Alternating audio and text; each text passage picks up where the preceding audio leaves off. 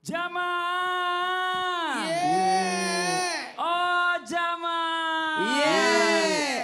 Alhamdulillah. Mana tepuk tangannya jamaah daripada Larang Bandung. Masya Allah luar biasa buat jamaah Islami Tinda yang dirahmati Allah yang baru bergabung. Hari ini kita masih membahas tentang tema yang luar biasa. Sabar itu sulit. Tapi hadiahnya selangit. Alhamdulillah. Dan bintang tamu kita hari ini kita kedatangan ada bintang tamu inspiratif ya. Ada di sebelah kanan saya.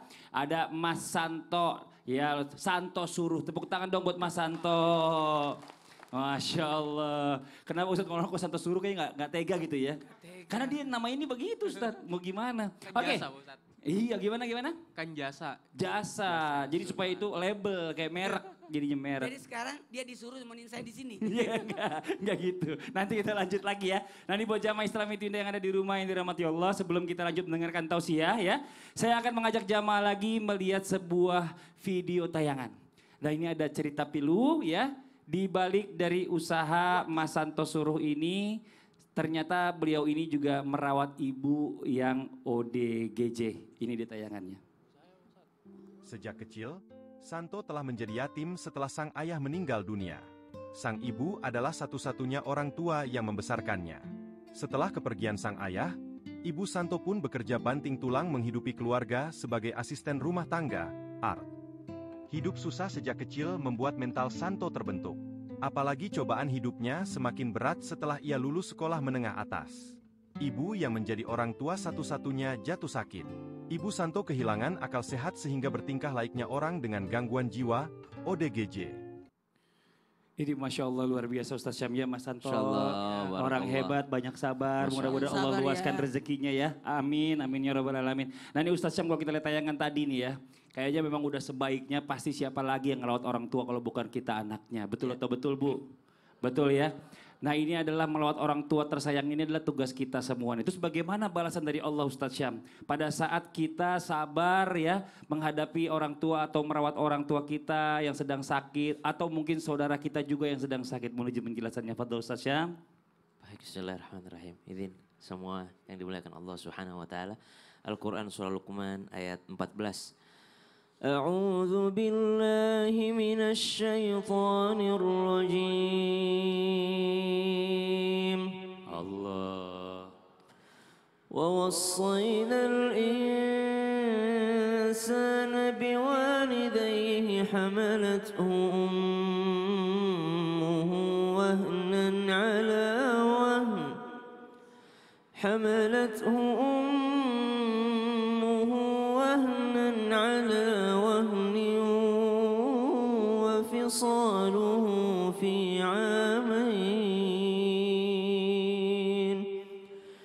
وفصاله في عامين أن اشكر لي ولوالديك إلي المصير.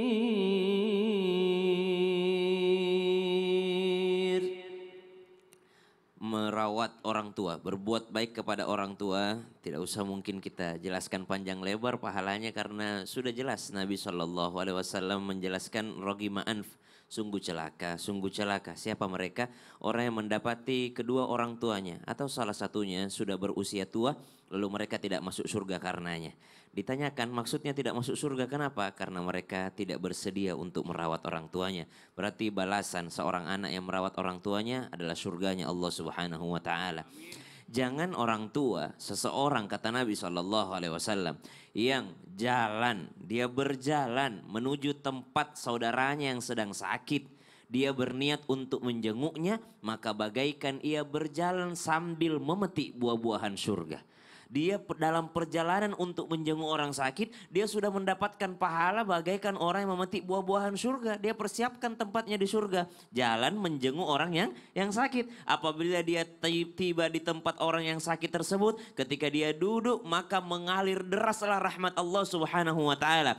Apabila dia lakukan itu di waktu pagi, maka 70.000 malaikat akan mendoakan orang ini sampai waktu sore tiba. Subhanallah. Kalau dia lakukan di waktu sore hari, maka didoakan 70.000 malaikat sampai tiba waktu pagi hari. Itu kalau kita datang sesekali menjenguk orang sakit. Bagaimana dengan seorang anak seperti Mas Santo yang setiap hari merawat ibundanya, subhanallah. Bagaimana dengan kita yang mungkin sedang dapat ujian, merawat orang tua, merawat saudara yang sedang sakit. Jikalau menjenguknya saja bagaikan memetik buah-buahan surga, apabila kalau tinggal bersamanya, tentu saja ini bukan lagi buah-buahan surga, melainkan mengalir deras rahmat Amin, ya Allah Allah. Subhanahu wa taala Amin. kepadanya, subhanallah. Amin, amin ya rabbal alamin. Masya Allah. Makasih banyak Ustaz Sama-sama, Syam Mas udah Fadli. diingetin. Mas Santo nih dari tadi saya Iya, lihat kenapa sedih? Dia nangis. Kenapa Kenapa, Mas Santo? kenapa? Bisa berdiri, boleh berdiri. Iya. Oke, cerita dulu coba. Kenapa yang membuat Mas Santo terharu nih apa nih?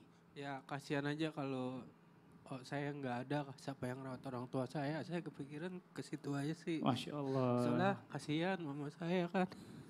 Saya nggak mau minta-minta, yang penting saya mau bekerja keras. Benar. Ada mungkin ini juga jalan Allah yang Benar. Allah kasih. Saya juga bingung tiba-tiba kok bisa kesini, tiba Masya Allah. kayak gitu. Mungkin ya itu kembali lagi mungkin berkah dari orang tua saya. Benar. Saya juga pengen teman-teman sayang sama orang tuanya. Benar. Cari nafkah yang halal, kasihan Masya orang Allah. tua kita kalau orang tua kita susah. Benar banget nih Mas Santo nih ya yang disampaikan Mas Santo ini. Dia benar-benar ikhlas merasakan siapa lagi yang merawat orang tuanya kalau bukan dia. Coba bayangin yang punya anak, ibu, anaknya nggak mau ngurusin ibunya, siapa lagi? Orang lain, tetangga, nggak mungkin.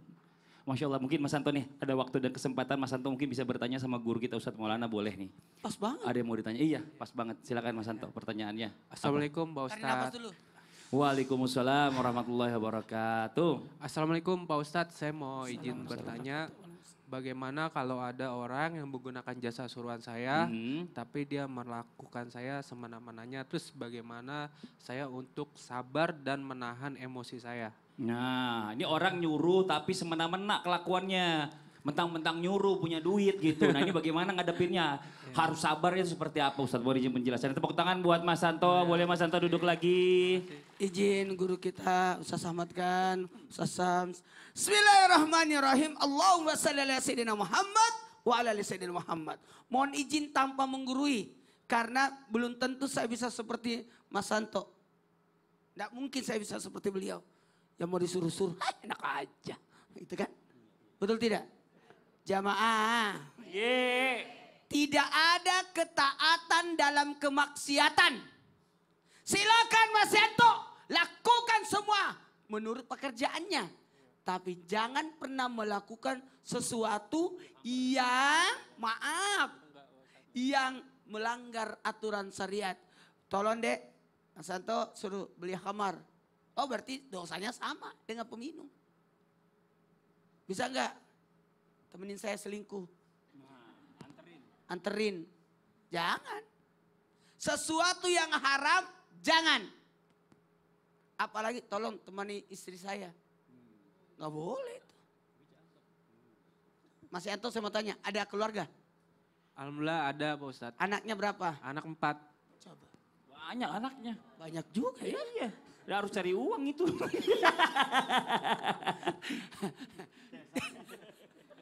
Kayak saya ya. Anak saya 4 juga. Tapi saya nggak mau suruh. Jamaah. Tadi sudah dijelaskan oleh guru-guru kita makna daripada sabar itu sendiri. Dan maaf ya, tadi dijelaskan juga Ustaz Samad kan. Kesabaran itu menyebabkan kita naik derajatnya sebagaimana para nabi-nabi Allah. Yakni ulil asmi. Tambah tinggi kesabarannya. Dan pahalanya bisa 3 kali lipat. Amin. Tapi menyikapi suruhan yang tidak semestinya berani berkata tidak. Mas Yanto, beliin aku narkoba. Enggak mau Pak Ustadz, karena melanggar hukum. Jawabannya begitu, ternyata hebat banget, Masya Tepuk Allah. tangan dulu dong. Masya Allah. Melanggar syariat, melanggar hukum. Sanksinya bahaya tuh. Jadi dia jatuhnya pengedar. Hukumannya mati. Mau? Enggak mau Pak Ustadz. Serem banget tongkatnya. Iya. Jadi yang pertama apa? Sabar. Sabar itu mampu mengendalikan diri. Ya, jangan juga sesuatu yang haram. Maaf, mentang-mentang. Ini ada kan cerita gini. Kisah seorang yang dibangkitkan oleh Nabi Isa alaihissalam. Ini pekerjaannya sama Mas Yanto ini. Dia kok jatuhnya si kurir ya. Kurir. Santo bukan Yanto. Beda lagi orangnya itu ntar. Ini yang gini Kalau Yanto itu iya. anunya ya KS ya. Dulu iya. Jadi gini, mohon izin tambah sedikit aja.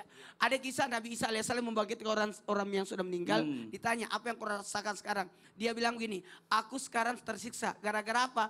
Pernah disuruh ngantarin barang dan itu kebetulan habis makan kayunya diambil ditusuk giginya. Dan itu yang menyebabkan dia tidak bisa masuk surga. Nauzubillah summa nauzubillah. Jadi hati-hati kalau disuruh bawa makanan jangan dicicipin. Iya jangan dicicipin. Kalau Enggak dibagi lah, Ustaz. ambil. Ya. Enggak, kalau dibagi baru. Iya benar. Tapi jangan juga berharap. Iya. Enggak berharap. Sambil orang makan diliatin. Jangan. Sama Ya aja. Allah. Makasih banyak Ustadz Maulana. Tepuk tangan buat Ustadz Maulana. Oke, sekarang waktu kita memberikan kesempatan buat jamaah yang ada di studio bertanya mewakili jamaah yang di rumah kepada guru-guru kita. Tapi sebelumnya kita masuk dulu ke segmen Tanya Dong Ustadz. Kami semua tanya dong Ustaz. Oke, boleh yang mau bertanya silakan angkat tangannya Ibu, Bapak. Oh, yang ini dulu nih. Ya, silakan. Punten. Mohon izin. Maaf Bapak, punten. Assalamualaikum warahmatullahi wabarakatuh. Waalaikumsalam warahmatullahi wabarakatuh. Nama saya Septi Kari dari Majelis Taklim As-Salam Baloper Padalarang, Kabupaten Bandung Barat. Masya Allah. Silakan Ibu Septi. Tanya dong Ustaz. Iya. Silakan. Saya ingin bertanya kepada Ustadz Ahmad Khan. Ustadz Ahmad Khan, boleh. Ustadz, kenapa seseorang harus bersabar ketika dia masih belum dikaruniai anak? Padahal materi dan mental sudah siap. Lalu apa yang direncanakan oleh Allah kepadanya? Itu barangkali yang saya sampaikan. Terima kasih Ustadz. Wassalamualaikum warahmatullahi wabarakatuh. Waalaikumsalam warahmatullahi wabarakatuh. Tepuk tangan sekali lagi buat Ibu Septi. Silakan dijawab Ustadz Ahmad Khan. Jamaah Islam itu dan dirahmati oleh Allah Subhanahu wa taala. Anak merupakan bagian daripada rezeki Allah Subhanahu wa taala. Dan ketika ada pasangan suami istri yang menikah lalu kemudian belum juga dikarunia anak oleh Allah Subhanahu wa taala, maka hendaknya mereka bersabar. Karena sabar itu tidak ada batasnya. Kadang ada orang yang setahun menikah, 2 tahun menikah, 5 tahun menikah, 10 tahun menikah, bahkan 20 tahun, lebih daripada itu belum dikarunia anak, maka mereka harus bersabar. Kenapa? Lagi-lagi sabar itu tidak ada batasnya. Lihat bagaimana cerita Nabi Allah Zakaria alaihissalam, salah seorang nabinya Allah Subhanahu wa taala yang belum dikaruniai anak dan baru Allah kabulkan doanya ketika dia 100 tahun setelah usianya sampai 100 tahun baru kemudian dikaruniai anak oleh Allah Subhanahu wa taala. Jadi nggak ada yang namanya sabar itu ada batasannya. Jadi kita harus terus bersabar kepada Allah Subhanahu wa taala, jangan sampai kita buruk sangka kepada Allah. Selalu berbaik sangka. Karena di saat Allah belum mengkaruniakan kita anak, belum ngasih kita anak, bisa jadi Allah Subhanahu wa taala pengen bahwa nanti ada saatnya yang tepat. Karena kita punya keinginan, tetapi Allah Subhanahu wa taala lebih tahu apa yang Allah akan berikan kepada kita. Dan jangan buruk sangka, karena kalau kita buruk sangka nanti Allah berikan sesuatu yang buruk. Karena kata Allah Subhanahu wa taala, ana inda husnudzannu abdi bi, fa in khairan fa khairan wa in syarran fa syarran. Aku bersama prasangka hambaku. Kalau dia prasangka yang baik, aku kasih yang baik. Kalau dia prasangka buruk, maka dia dapatkan yang buruk. Maka baik sangka saja sama Allah Subhanahu wa taala, memang belum saatnya Allah Subhanahu wa taala berikan saya anak. Bisa jadi karena dosa yang kita perbuat. Karena kata Nabi Muhammad SAW, innal abda la yahramu rizqa bidzambin yusibu. Sesungguhnya seorang hamba itu bisa terhalang, tercegah mendapatkan rezeki dari Allah Subhanahu wa taala disebabkan karena dosa dan kemaksiatan yang kita lakukan. Mungkin secara materi dia udah cukup, mungkin secara mental juga udah ada, tapi bisa jadi sholatnya belang bentong. Tapi bisa jadi sholatnya ya bolong-bolong. Ya, bahasa Betawi belang bentong. Ya, bolong-bolong sholatnya. Nanti kan akhirnya kalau Allah kasih anak dia jadi panutan yang buruk buat anaknya. Contoh yang tidak baik. Karena zaman sekarang banyak orang tua yang suka bilang sama anaknya, sholat lo, kalau kagak lo masuk neraka. Tapi bapaknya gak sholat. Akhirnya anaknya balikin, lah bapak nyuruh sholat, bapak aja kagak sholat. Nah akhirnya orang tua sakit hati. Tapi katakan kepada anak, ayo nak kita bareng-bareng ke masjid sholat berjamaah. Makanya pantaskan diri kita untuk menjadi orang tua, nanti Allah akan karuniakan anak kepada kita. Oleh sebab itu baik sangka kepada Allah Subhanahu wa taala. Karena sesuatu rezeki yang Allah berikan itu tidak akan tertukar. Sesuatu yang milik kita tidak akan jadi milik orang lain. Sesuatu yang menjadi milik orang lain walaupun kita kejar mati-matian gak akan jadi milik kita. Apalagi karunia anak sudah ditakdirkan oleh Allah Subhanahu wa taala. Wa ma min dabbatin fil ardi illa 'alallahi rizquha. Semua yang bernyawa itu sudah ditetapkan rezekinya oleh Allah Subhanahu wa taala. Dan anak termasuk bentuk rezeki dari Allah Subhanahu wa taala.